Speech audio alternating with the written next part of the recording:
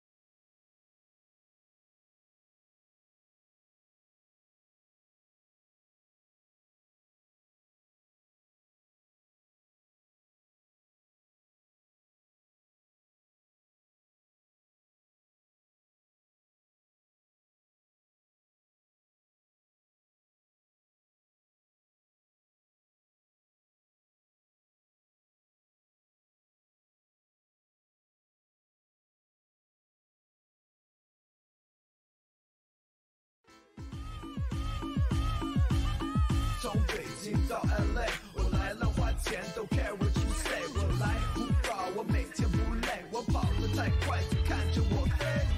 从纽约到上海，上飞机每周都去回拜，全球都在我手中花开，散步都有神的神态。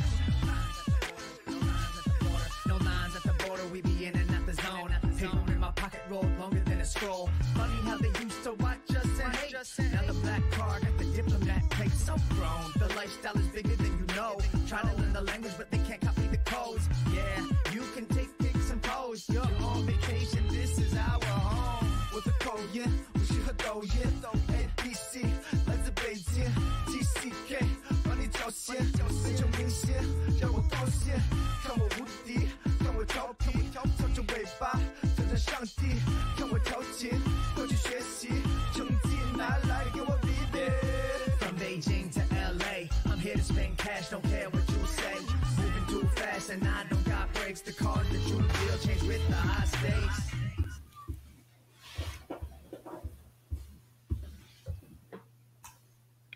All right, I think we're live. Hi, everybody.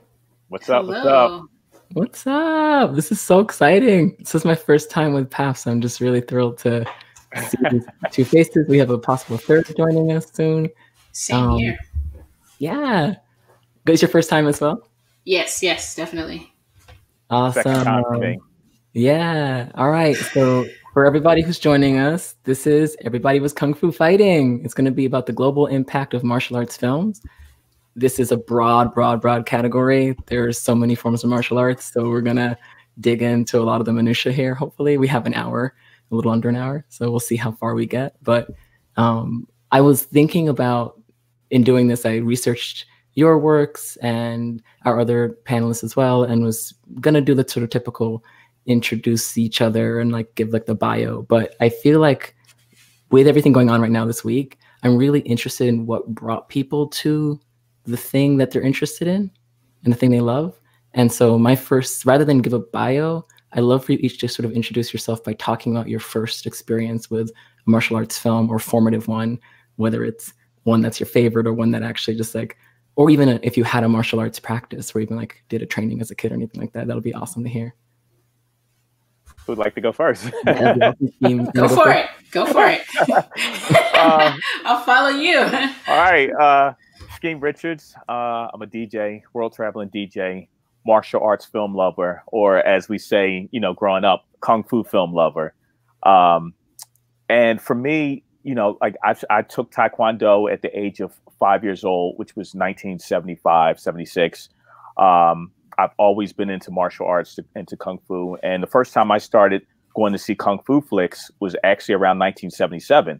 And, the first films I saw was Way of the Dragon with Bruce Lee, which Return of the Dragon in the United States, and Disciples of Shaolin, a.k.a. Invincible Ones, by the Shaw Brothers, starring Alexandra Fushang. So that's my introduction. Growing up, in Black neighborhoods, as Kung Fu was becoming, the thing, there were so many schools in Black neighborhoods. There were karate and judo and Shotokan karate. Like neighborhoods were filled with senseis and masters, and so yeah, it's something that's always been around me.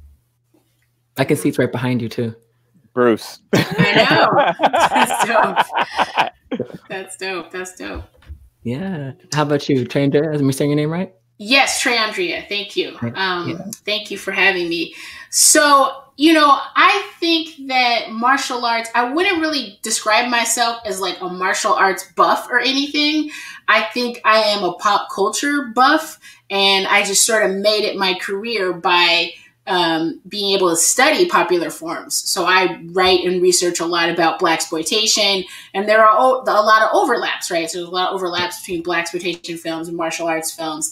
And then at some point I started writing about video games. And so a big part of my career has been about digital media and games. And so I've written about Afro Samurai, starring Samuel Jackson. And that got me a little interested in anime and looking at the manga the adaptations, from the manga to the anime to the video game. But I did take Taekwondo. It's kind of obligatory in some ways, as like a 9-year-old.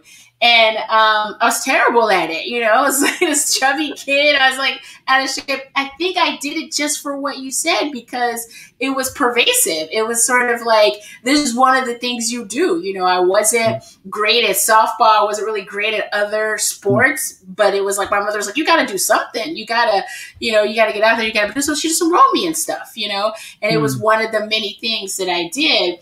And I would say my first really vivid memory of loving something related to martial arts was, of course, The Last Dragon. So I think I was probably around 9 when that came out. And before that, The Karate Kid, because I looked it up. The Karate Kid was maybe a year before in 84, and then The Last Dragon is after that. So I do remember The Karate Kid. That inspired me to kind of keep up with Taekwondo and keep going. I think I made it to green belt. It was like yellow belt, and maybe I made it to green belt. But it was just something to do. But I love those films. I did love The Karate Kid. I absolutely love The Last Dragon. I remember having a crush on everybody, or at least on the 2 leads. And it was like, this is amazing. So I would just watch that film constantly. I ended up having it on VHS and just rewind and play it. So there are vivid memories, but I wouldn't say that I sort of grew up as this big martial arts buff. It's more kind of critically, academically have my interests sort of intersected there. So I'm going to learn a lot from you. I'm going to learn a lot from the viewers, hopefully, about other things. Yeah, that's amazing. I feel like part of why I asked this question was because I feel like what you both have touched on is the way in which martial arts is just a thing that you did. For a lot of people, especially in Black community, I feel like there's such like a part of like when people of color are in the same spaces, you get an overlap of what we call extracurricular, recreational, or just a place to, I know for me, it was a way to put all that energy. Where was I going to put it? I too could not play sports for the life of me, but it was like a way to sort of have a sport that wasn't about, first of all, wasn't really team oriented. Right. But yeah, it's interesting psychologically, like what we grow up with, like those things don't have, like you were saying, Chantria, is that there's so much that like it's not conscious. It's not a thing that you're intentionally doing when you're so young. And even Scheme, like doing, what you're doing as a kid, like that's such a, I did Taekwondo, I did karate. I couldn't tell you, I didn't want to do those things. I wanted to be Jackie Chan, Michelle Yeoh, Jet Li. I wanted to be Chow Yun-fat. I wanted to, I mean, Bruce Lee, of course, but like, no, that was impossible. But right. Okay, yeah. But anyways, something I think if we're going into martial arts as a genre, I feel like there are, just right off the bat, there are so many different practices, both in the actual practice of martial arts and in the films. I feel like you have wuxia films. I think a lot of people also put samurai films into the same category, and I think that's a really interesting distinction culturally. And so I'm curious. I know, Scheme, you have a knowledge of wuxia, and especially the Shaw brothers, who I think you cannot. I've got my Wu-Tang. I had to wear it for this. So I was like, if my studio is gonna be a mess, I'm gonna definitely rock the Wu-Tang. But I feel like, if you wanted to go in a little bit to that history so we can get a good understanding, that production company is so unique, and I feel like they did a lot to shape independent film. So if you want to touch on that a little bit for us, that'd be awesome. Well, Shaw Brothers, first of all, the largest television company, movie company in Asia, Run Shaw, Run Me Shaw, the brothers, they had the industry on lock, movie, television, they just had it on lock. And their production value was so much higher than other companies like Golden Harvest. And, they just had a higher production value. And, for me, that was the beginning of martial arts films. When Five Fingers of Death with Lo Lei first, came to America, that set off the whole Kung Fu fandom, in America, and made it something that everybody, especially as Blacks, like as Black people and Kung Fu films, there was always this common denominator of oppression. you know, which is why I think as Black people, we connected with those films so heavily. You know, you had the Shaolin temples, which were, you know, being burned down by the Ming and the Qing dynasties, and the people were being oppressed. It's really no different than what was going on with Black people in America, you know? So we really connected to those things. And, you know, the Shaw Brothers, like I said, their production value was high. They had amazing actors. They had amazing directors. There would be no other directors in martial arts if it wasn't for Chang Cheh. Like, he set the standard for what a director should do for films. So, you know, Shaw Brothers is definitely the most influential of all times of martial arts production companies. Yeah, no, that's great. I appreciate you saying all that, laying it down. I think it's important to remember, like, the mutual, because we're talking about martial arts, and I think that term is so interesting because it's both violence and it's dance. Yes. Yes. And that duality is so important because if you look at if you look at hip hop dance, it's similar. If you look at breakdancing is capoeira, you know, like, show me the line, you know?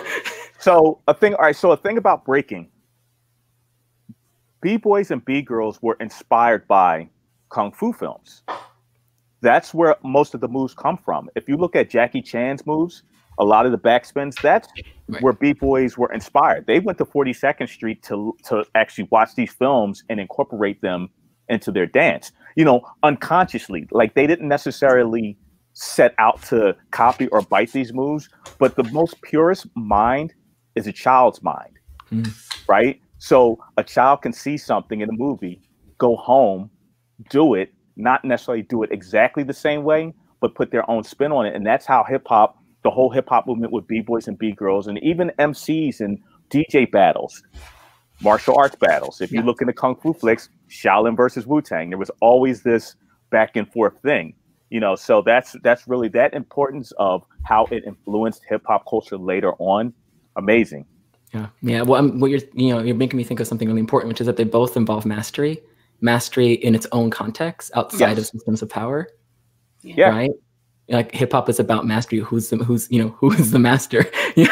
And the same. Like, there's something really, there's a really profound connection to be made and this is unconscious. And I think that's part of, and this leads me in some way to what I wanted to get to, which I think, Chandra, you could talk to as well, which is the difference between appropriation and appreciation. And I think for children especially, I think that's so interesting because how we individually grow up versus what the culture tells us we're allowed to have. What we identify as, which, if you want to dig into that with what we're talking about. I mean, I would add to this part of the discussion, you know, just the sense of hybridity, you know, so you have, when we're trying to think about cultural appropriation versus appreciation, I think that it's partly a spirit and an essence, but it's also sort of real talk about, like, economics and labor and who is compensated and who is recognized for those contributions. So when you see, you know, martial arts films of the 80s, for example, I mean, we're just kind of jumping ahead because for me, thinking about, like, the late 60s and the 70s is really pivotal, looking at those kind of fusions and cultural overlaps, which I would call more appreciation and hybridity, like with the blaxploitation films. But by the 80s, you know, when we're thinking about maybe the popularization of hip hop and breaking films, so breakdance films, you know, like Breakin' is like, I think it's like 1984 or 1985. And, you know, I don't know that it's as obvious that that's part of its history as well, but I also don't necessarily see a film like that. I mean, that film is for a mass market, so it's kind of diluted in a number of ways too. But I don't know that people make it as clear, you know, that there's some connections to martial arts and their cultural hybridities that have paved the way for, you know, the popularity of something like that, because the appetite culturally has already been set by the 80s for seeing those fusions. So a lot of times I think that difference has to do with who is recognized, which cultures are, you know, kind of at the forefront, who is allowed to be a creator at the table in terms of the writing, in terms of the script, if it's a film, for example, in terms of the music industry, you know, who is paid. And so I think that a lot of that has to do with helping us make those distinctions between appropriation, appreciation, cultural hybridity, cultural fusion, versus just like straight up theft, right? Which is something that I think a lot of marginalized communities have to contend with when it comes to these art forms. We have historically contended with, and that might be another example of the overlaps and the synergies between like an Afro and an Asiatic, sensibility, and again, the sense of cultural hybridity. I would say that a lot of the things, that we're saying about oppression, about being able to want to connect and cross culturally because of a shared sense of oppression and shared frustrations, and using creativity and the arts to fight back, right? Whether it's martial arts or breakdancing or hip hop, to fight back is key. And I think the other thing is agency, that people have seen in those films and in those moments, a sense of, hey, the Black, Asian characters, the non-white characters can win. They can physically win. They can creatively move their bodies. They can resist in a way. So it's those twin things of acknowledged agency and our shared sort of positionality globally, and then that sense of agency. And I think that's where a lot of the animation and a lot of the love and the appreciation comes in across the cultures, is being able to imagine that agency in like a film like The Last Dragon, which is encapsulating all of that, and then it's the glow, packaged and positioned for Black audiences, primarily Black audiences. And so, you want the glow, you want to see yourselves in that role. Yeah, no, that's brilliant. Yeah, it's interesting because you're talking about agency, because part of it too is that both in martial arts and in hip hop, there's a sense of also how little you have to actually exercise your agency with. So you end up using your body because that's all you have often. And so, Scheme, if you want to like talk a little bit about how you feel about what Trandria was saying, if there's more you want to add, that'd be awesome. No, I mean, that was perfect. I mean, nailed it in every way. I couldn't say anything better or add to it. Like, nailed it, like perfectly. Yeah. No, that's pretty great.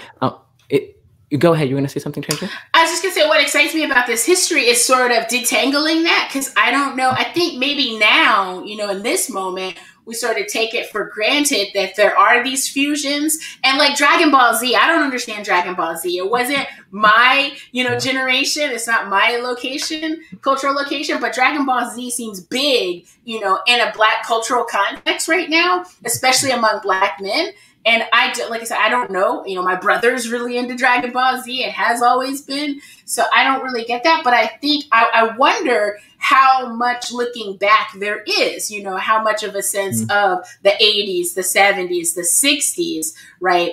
In terms of popular culture and in terms of like political culture, how apparent that history is, because those are all sort of key moments, I think, and that bring us to where we are today. But even brought us through the 80s. You're talking about like the 70s, like going to the theater and being able to see the action films, like the action film vehicle, was a way of connecting with those things. Agency, a sense of a global identity across cultures, right? That breaks the boundaries of being like, in the U.S., a U.S. sort of identified African-American, for example. You had that sense of expansiveness, and they were cheap. You could go see double features, and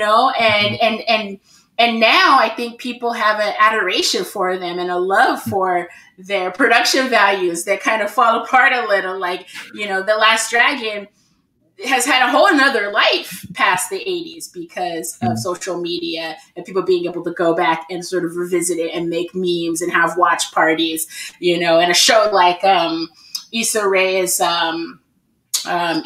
show Insecure, featuring that as like a part of their block party. I think they went to see The Last Dragon like outdoors, and it's like, wow, but I don't know that people now appreciating those texts have a sense of what the 70s was like, what the 80s was like, what the 60s was like, and how we kind of got there. Yeah, I don't think they necessarily do, because there's like, I'm into so many different scenes. And even I'm a comic book collector, right? I've been a comic book collector since the late 70s. And I always tell people with comic books, hip hop, basketball, whatever,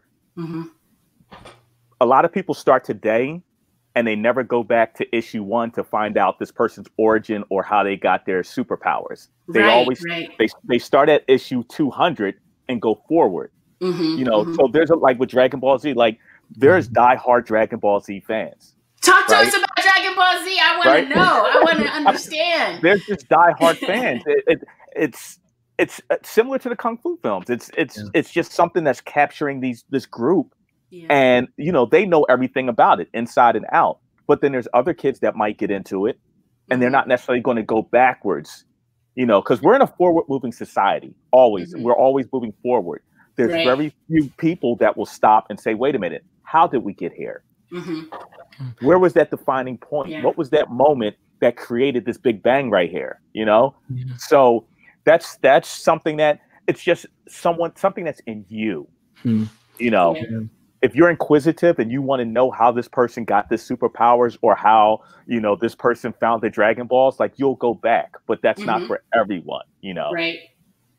Well, I wonder too, some of that has to do, you're talking about Dragon Ball Z, which is animation. And I feel like there is a certain thing in that when animation took over a lot of the production values, and the aesthetic of animation also is part of erasing context of actor, context of, you know, there's so much of the photorealism of film that makes you want to know that person. That with animation, there's a certain like fantasy block that can happen. I found, because I grew up, I'm what, 32, so I'm young-ish, and and I feel like I've noticed this change or the shift between, or I saw a shift where I think the things that are referencing are always building on the past, or also referencing themselves within the present.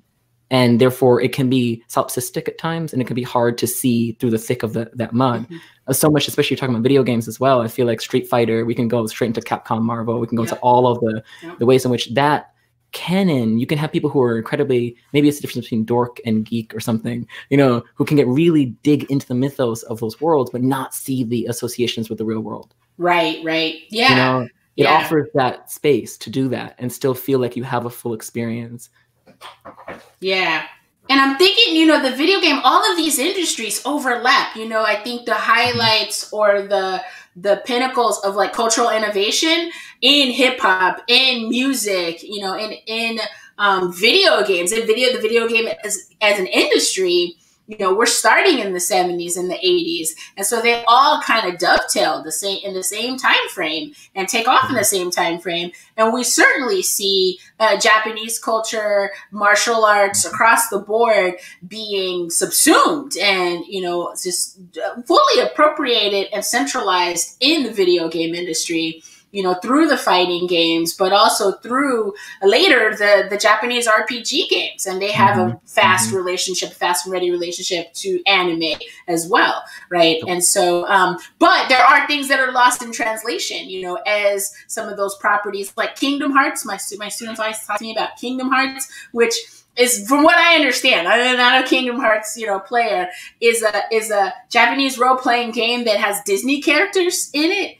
And, you know, it's like, wait a minute, that I don't know anything about, but I can tell you that is appropriation. You know, what is Disney doing in that context? What does it do for us to have Disney characters there? Why?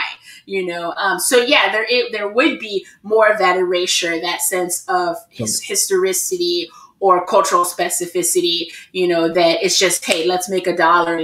Let's put it in this scene. Let's have these moves, you know, the fighting style. Let's appropriate that and then make, you know, money on the Disney brand. So that would probably be one of those examples that would stand out as how do we get here to this? Yeah. Well, I'm curious. So this brings up a really good thing around, a really important thing to talk about, which is particularly the evolution. You have like 1985, The Last Dragon. You have examples. I feel like Bruce Lee is both a cultural icon, a philosophical icon, and a sex icon, and so many, again, icon in many ways. And I think I feel like we could talk about the legacy of Bruce Lee for hours, but I'm curious about that evolution where you have like Enter the Dragon, where you start to see the connection specifically between Black and Asian culture in the films themselves. You know what I mean? And where does that go from that to Romeo Must Die, where you have Aaliyah and Jet Li in one of the strangest like romances I've seen on film? Lay that out for me a little bit. If there's, and I know like I think there's so much blaxploitation that you can bring up, Chandra. I feel like that's such a huge part of this and scheme as well. Well, I mean, as far as Bruce Lee, and then you had Jim Kelly, Enter the Dragon. You had Kareem Abdul-Jabbar in Game of Death. Once again, there was always that Black community that was into martial arts, so it was inevitable that there would be those Black screen actors coming in and being a part of this. And you see that cultural connection where, the one line where Jim Kelly says in Enter the Dragon, no matter wherever you go, ghettos are all the same. Yeah. Because they are, and the martial arts films, there's so much of a connection of just life in general in those films, outside of the fighting, but just life in general. We were all dealing with those same problems in the world, same problems in society. It's always the good versus evil. It's always, who has and who has not, who has the money, who doesn't, who's pulling the strings and playing, and calling the plays. So yeah, it was something that was inevitable to happen. And as it transferred over into blaxploitation flicks, that all of the kung fu elements, whether it was Black Belt Jones or whether it was Jim Kelly and Hell Up in Harlem, Black Caesar, doing a couple moves. They weren't necessarily the best at it, Rudy Ray Moore, and because that connection and I think that connection could have only happened with Black people. It could have only happened, because once again, we were similar. Two different sides of the world, but very similar things going on in life. And then by the time that you got to Last Dragon, but then the Aaliyah thing and the Jet Li, that was Hollywood. By that time, it was Hollywood marketing and trying to capitalize on something and popularity of people. Yep. Yeah. Right? Yep. That's when the exploitation. Right. That's why I wanted to bring that up. Exactly. Yeah. That's exactly why I wanted to bring that up. Because I feel like the shift is the commercialization. And this happened with blaxploitation too, from between the early 70s into late 70s. Blaxploitation, an academic genre, right? Like not a genre that was named by the actual makers of the films. A derogatory genre, right? Yeah. Actually ran its course and dove deep into becoming essentially a product. Got co-opted. Yeah. So we want to talk about that a little bit. Sure. I mean, and I should say that some people call it, a lot of academics call it blaxploitation, but a lot of people call it Black action films. They just, don't even use that term. They call it Black action films of the 70s, right? And so, anytime something seems culturally, but especially commercially viable, right, then there's going to be that potential for it to become something else, to become less than itself. So if we go back to the beginnings of blaxploitation, which, the film cycle, the Black action film cycle, people will mark it as the Sweet Sweetback's Badass song. Yeah. They'll say that is beginning. It's 1971. I think we're starting to see variations of it a little before that, the Black action cycle. But Sweet Sweetback song is kind of like accepted usually as, okay, that's what we see. Very, very different type of film than what we see, from Sweet Sweetback songs to like Shaft or something. Not the same film. But what they emphasized, again, I think what their similarities were emphasizing Black agency and, sort of being able to usually step outside the boundaries of the law and of how society was functioning, because there were no options. There were not perceived, options were not viable for Black people to do whatever to overcome, in an interpersonal way or a singular way or a collective way. So they're stepping outside the bounds of law. Now, but, Sweet Sweetback's song is politically potent and sharper and edgier and more harder to digest than what we see in like mainstream blaxploitation after that. And of course, by the end of the cycle, the actual cycle of blaxploitation films is very brief. There was a lot of films made very cheaply, in a short period of time, to like the mid 70s even. So by the late 70s, what we're seeing is maybe a different type of vehicle. In terms, I would say probably it's like political edginess. That's what seems to change as something becomes, has wider appeal, becomes more commercialized, etc. Right. And again, blaxploitation as a cycle, or black action films, whichever you prefer, it's complex. It's hard to lump all of these films together because some of them are really subversive and some of them are really silly and some of them are a little, edgy. And so it's just a huge range of a lot of films. So I think like together.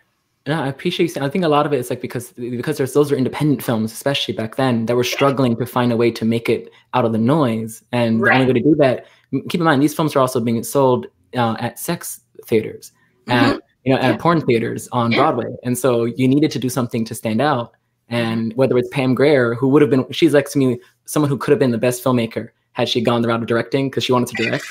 Right. Yeah. Like, I just think she's like such a brilliant human, and I would love to see her make a movie one day. I don't know if she's directed her own things, but yeah. So I think there's something, but I feel like what you're saying is that idiosyncrasy is part of the character of the person versus the product that came later that had to sort of sell itself to a broader audience. It's what we see with like a Romeo Must Die, which still has its own audience. I mean, I was too young to know what good was, and so I just loved it because it was Jet Li. But I wanted to. This brings me to something that I want to that is related to. We have a comment or a question from one of the viewers. If Selena, you want to pop that up for us?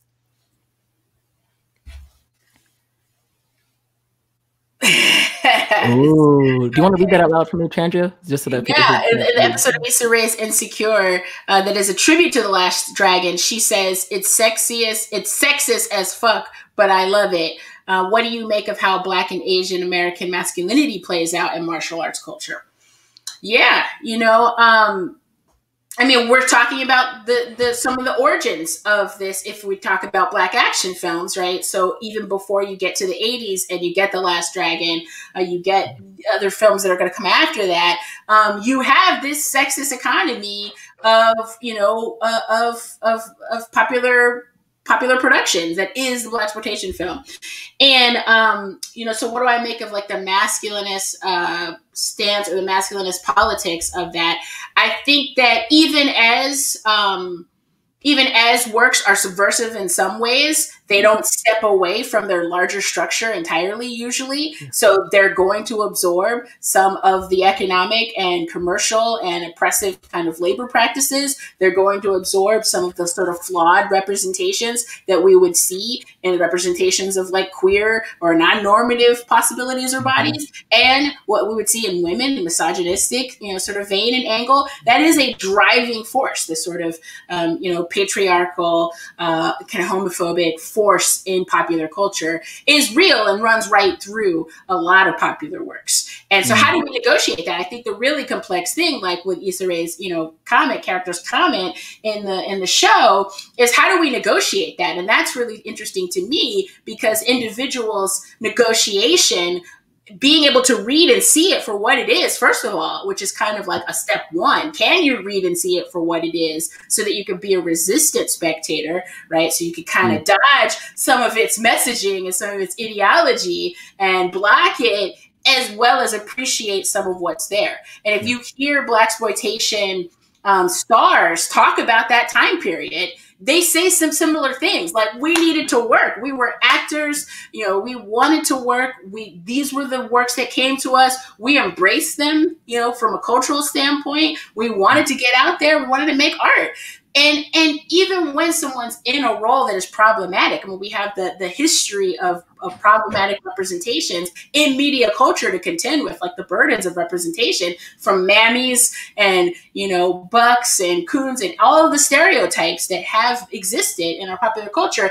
Even in the presence of those stereotypes, you also can get something that breaks from that at the same time in the same performance, because performance is complicated in that way. So you can get someone playing a stereotypical mammy role or an Uncle Tom or a sweet sweetback, and see the problems for what they are, and also see some of the unexpected stuff where an essence of something else, resistance, something else communicates to spectators, to viewers, to communities, and you're able to kind of more richly and complexly appreciate, embrace, and critique that work. So I don't think being a fan of something means that you have to have your blinders on.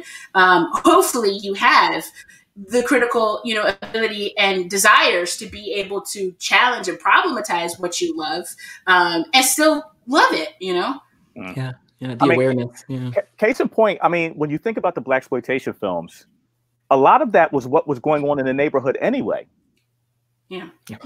There was pimps in the neighborhood. There was drug dealers in the neighborhood. There was the wino in the neighborhood. There was the abusive police officers walking around with their nightsticks. Like a lot of what was in those films, the slang, the fashion, it's kind of like art imitating life or life imitating art, how you see it. But then when you think about the martial arts films, a lot of people think it's very, masculine. But look at the amount of Shaw Brothers female actors that they had, right?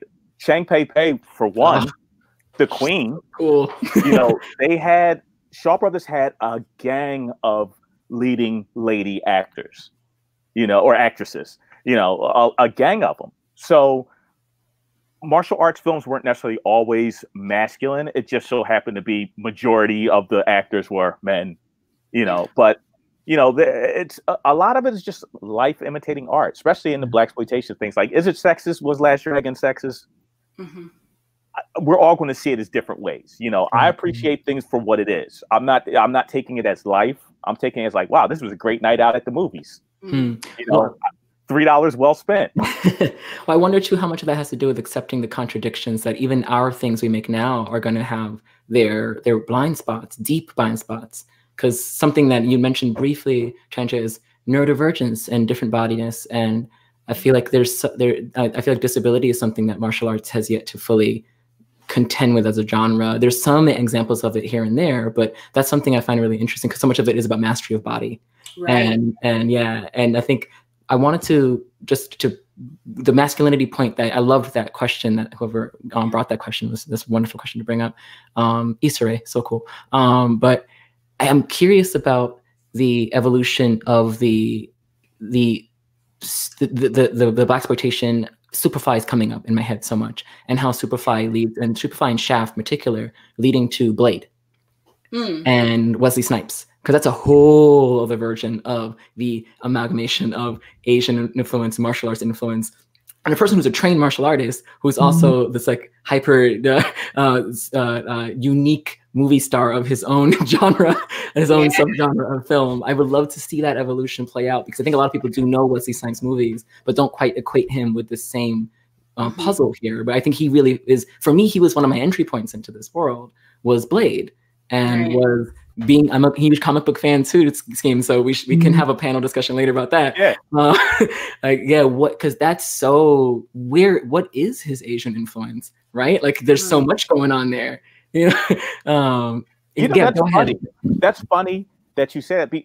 When I first saw Blade, I came in straight from the comic book aspect. There's a Blade comic?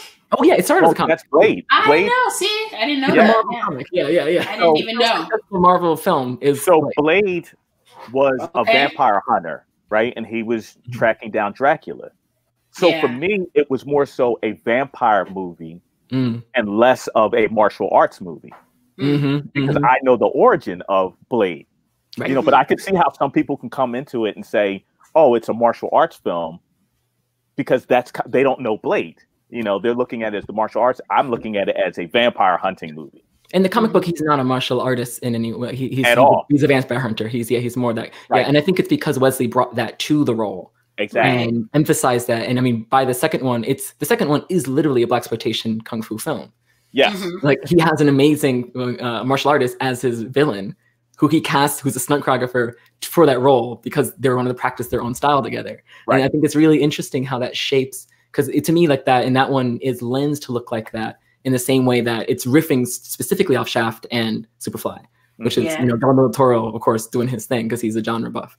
Yeah, and so I love that you brought that up because I think it's so important to recognize that it's, because for me, that's like Wesley Snipes saying, I can't, that's so much a part of my identity.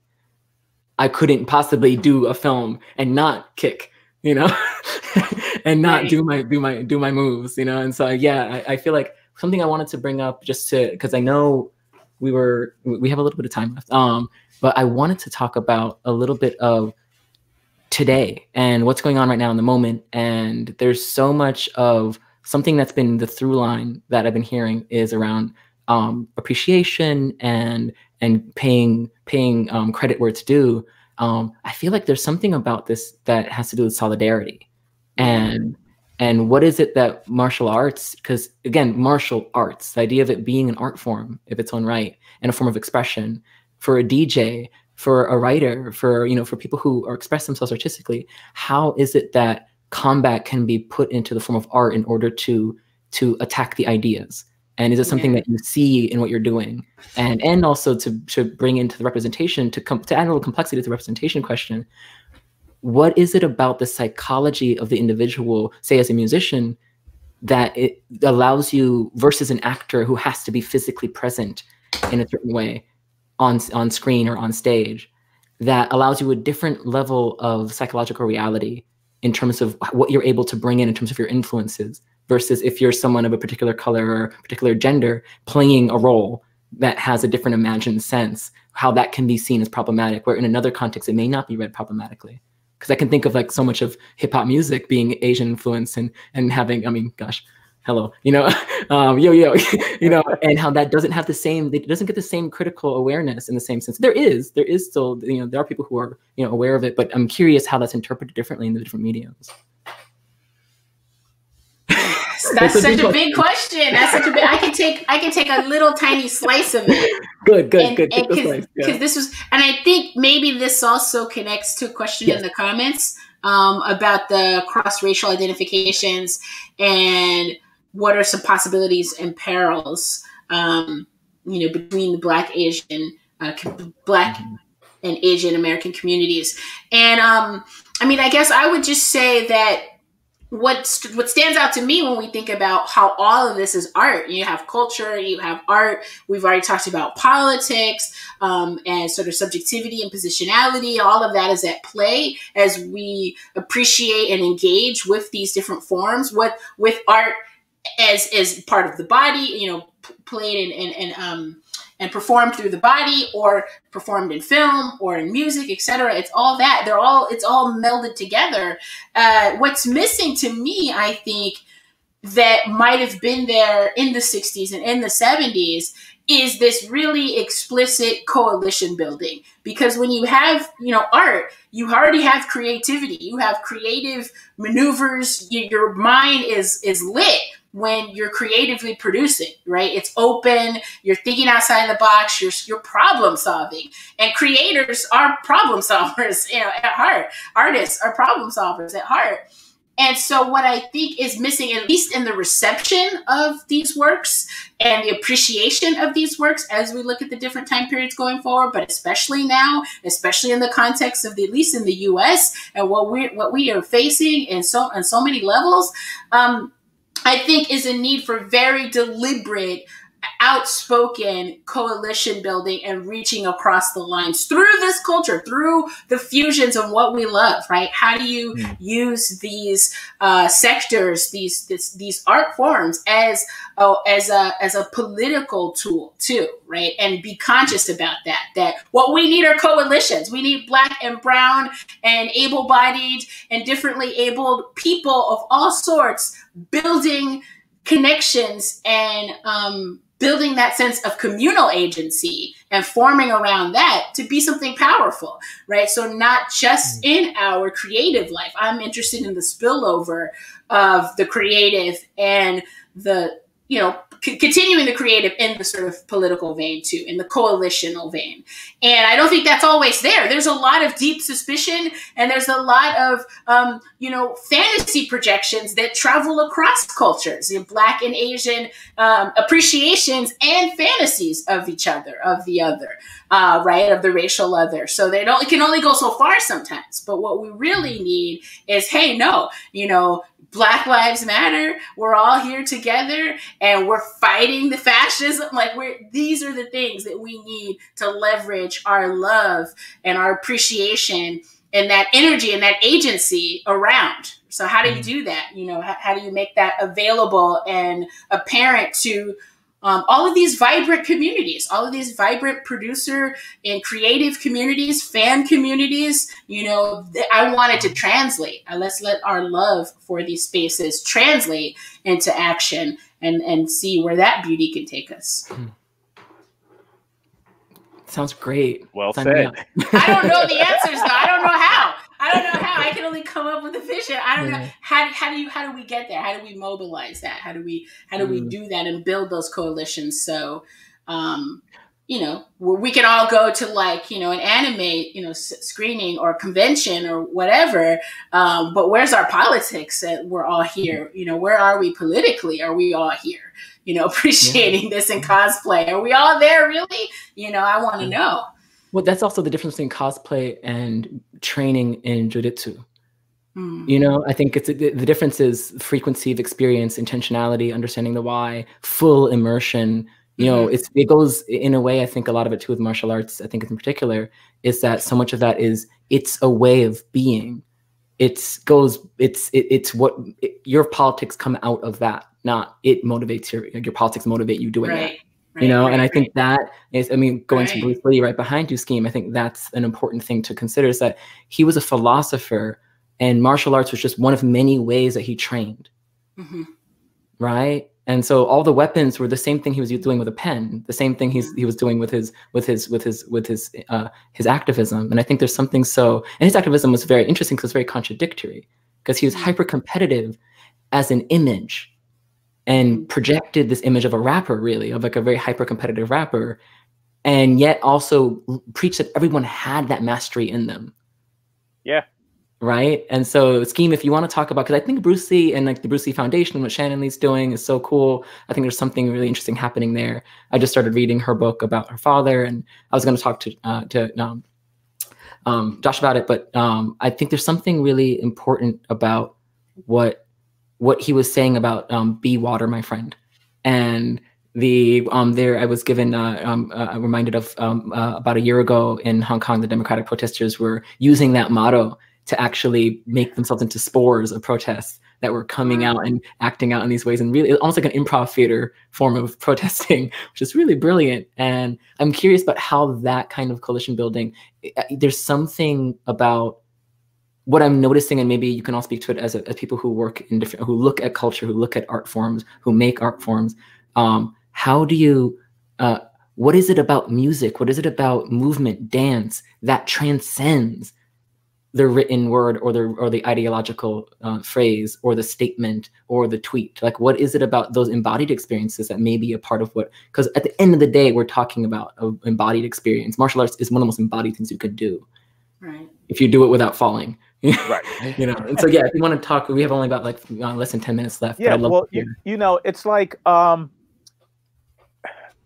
tell people the greatest connectors of people in the world: food, music, drink, and culture. Right? Those are the things that connect us more so than anything else in this world. And to take it, what you were saying, Bruce Lee was very contradictory with, mastery, and then, very combative. Like, yes, that's just something that he was, MCs, B-boys, graffiti writers, we're all warriors in a sense, but we all want peace at the same time. Right. And it's a thin line between wanting peace and going to war and protecting your own, and that's MCs, DJs, B-boys, graffiti writers. That's what it is. It's that. So, yeah. And the whole be water, my friend, what's crazy about that statement, growing up knowing Bruce Lee and seeing his first interviews, no one ever said "Be water, my friend" growing up in the 70s and 80s. No one, which is weird because it became a thing. It seems like in the last 15, 20 years, it became the thing to say that because he said it in an interview, but no one ever really said that statement in public, you know, like, so I'm trying to figure out, I don't even know if people really understand what that even means at this point, because it's become such a cliche slogan that do people really understand? Do I even understand what it means? I mean, I think I know what it means, you know, but it's become just such a cliche, trendy thing that I wonder if people are even saying it in the right context. You know, do they really understand what it means? Have people really read his philosophy, his books, to understand what he really meant by that? Or was it something that was just a catchy phrase? Yeah.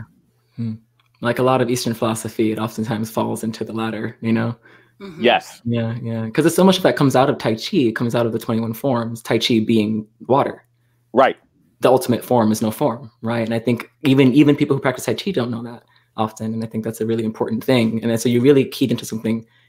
I obviously wasn't around when he was first making his when he became popular, but I feel like that is such an important contradiction to hold, is that the contradiction is also in our way of receiving him and the complexity of his message. Right. Yeah. Tranja, what do you have to say about that? That's such a, that's a really, ooh. Well, something you were saying about embodiment and just how, I think that the body is maybe the key to some of this, that on the one hand, I'm an intellectual, so I'm in my head, 99.9% of the time. But there is something there's something that's pre-verbal about what we need, or I wouldn't say pre-verbal, but non-verbal about what we also need in this fusion and the coalition building version of the Afro-Asian, connections, right? That it can be agenda, it can be verbal, it can be planning, it can be a lot of things, and then it can be the art and the music and everything. But I think that it also has to evolve the bodies too. And, if you look at something like My Grandmother's Hands, the book on racialized trauma, and going back to how these overlapping histories that we share are also locked in the body. They also show up in our body and in our experiences with our body and in our communal relationships in an embodied sense. All of these bodies together, out in the streets together, needing to be together, and and then these new virtual ways, right, of interacting and being. So I don't know if I have any sophisticated thoughts about it other than saying whatever the solutions are, wherever they're leading us, I think the bodies are also central to these connections and to where we can go and how we can go forward, to being present in the body and allowing our bodies to do what they can do to help open up these pathways of connection and resistance. And so maybe that's dancing, maybe that is, maybe that's breaking. Maybe that is standing linked, armed and armed, with mask on, like whatever it takes. But I think we can't leave out the body. That's part of what the history of martial arts, films, culture, hip hop, breaking, all of that tells us in addition to what we know about bodies and trauma. Yeah, I think touching on trauma is such an important, it's been circling around this entire hour for me because I just read Resma's book and I've been reading a lot of work on embodied trauma, and I've experienced my own physical trauma. And I feel like I came to martial arts in the times I have in those moments, whether it's even the more gentler forms of martial arts like Tai Chi, Qigong. Those are the ways in which what you're saying, you were saying that you're an academic and in your head a lot. What's so funny because your head is a part of the body. Yeah, that's true. There you go.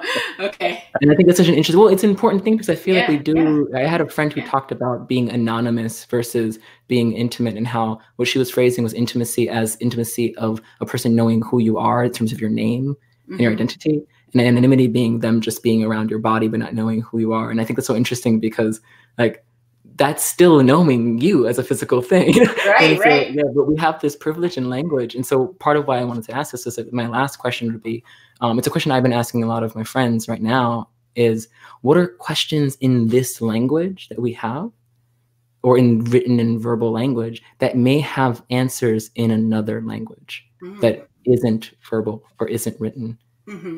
And are there ones that are coming up? Are there places, things that we've been talking about? Because I feel like that's something martial arts as a genre does satisfy, and in a broader sense, I would also say that martial arts in film in particular, to me, bridges the line between intimacy and romance and violence in a way that other forms of action don't often, or at least violence that, or the violence in like a Marvel film is very, very different, even though they appropriate a lot of martial arts into them. Whereas, or like a Bad Boys, whereas this, I think there's something like a Crouching Tiger or a particular kind of wuxia film that has a certain level of balletic beauty that is about something else.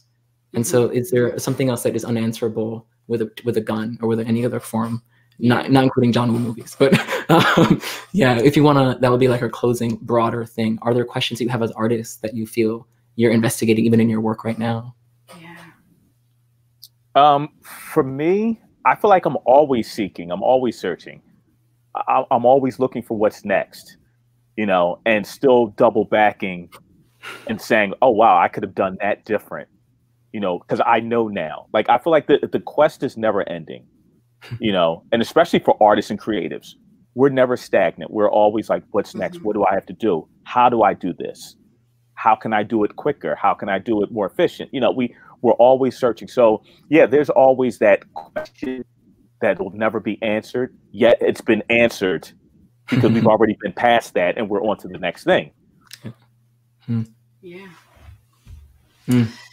Yeah. I think for me in this time, I'm thinking a lot about beauty. I'm thinking a lot about, you know, the power of beauty, the force of beauty, something that I identify as beautiful. And there are a lot of things, you know, but I want to be able to create something and be a part of something that is beautiful and forceful at the same time. And so I think there's just longing for that, this need for beauty in these moments, you know, in the pandemic and maybe the failures of democracy, like whatever, wherever you are, whatever you're confronting and dealing with.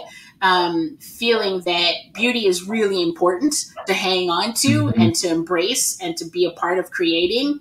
And then I also want that beauty to be forceful and impactful. So I'm going to take that phrase, beautiful force. I think that's such an interesting, to bring beauty and force together. Thank you. And we see that in martial arts, right? You know, that's literally what it is. That's what it is. Yeah. Yeah. And Scheme, you said quest, like the quest. I feel like a question is a quest.